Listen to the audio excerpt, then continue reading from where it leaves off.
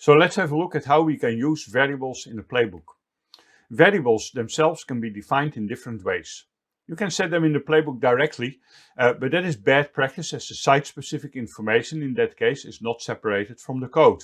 But hey, let's face it, in some situations you can do it anyway. If you start your playbook with a list of variables, at least you make it easy to modify if you are going to run it in some specific information.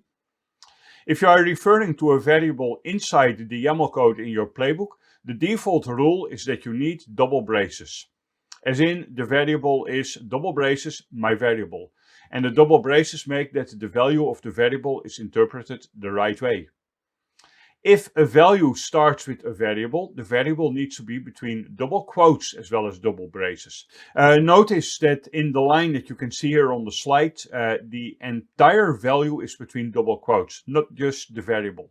But the fact that the value starts with the variable makes that the variable must be between double quotes. If you are using a variable in a when statement, which we will talk about in the next lesson, curly braces are omitted. And there's a couple of other situations where variables are noted in a different way. Can be a little bit confusing, but hey, let's try to figure out how it works. Before doing anything else, let's have a look at the basic example of using variables. So this time we are looking at the basics directory. In the basics directory there is a variables example.yaml, and let's have a look at this variables example.yaml. As you can see, it's a pretty easy to understand playbook.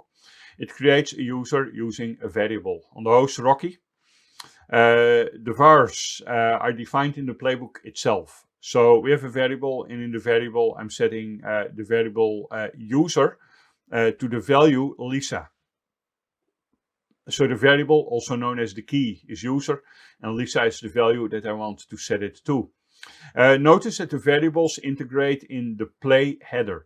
That is the highest level in the playbook where you can set your variables. That also means that if you have a multiple playbook, you need a different approach to set your variables accordingly.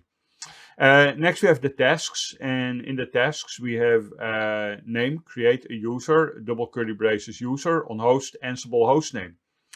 User is a variable that we defined right here. So in the task description, we will see that it will create the user, and then it will create this user on the host Ansible underscore hostname.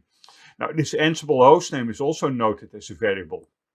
What kind of variable is this? This is an Ansible fact. Facts are discovered variables, and we will talk about facts in more detail later.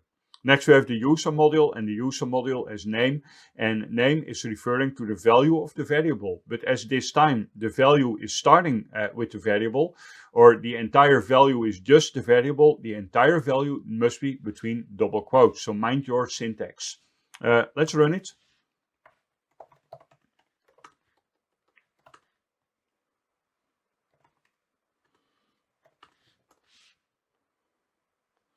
So you can see it starting with the fact gathering. It's a mandatory component. It needs to discover what's going on the nodes. So there we can see fact gathering was successful, and it created user Lisa on host Ansible. So here we have Lisa, which is the value of the variable, and host Ansible 1 is the value of the variable as well, the variable Ansible hostname. Now this is kind of a primitive structure.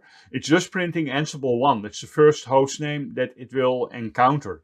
And then you can see it works on Ansible 2 as well as Ansible 1. Don't worry about that.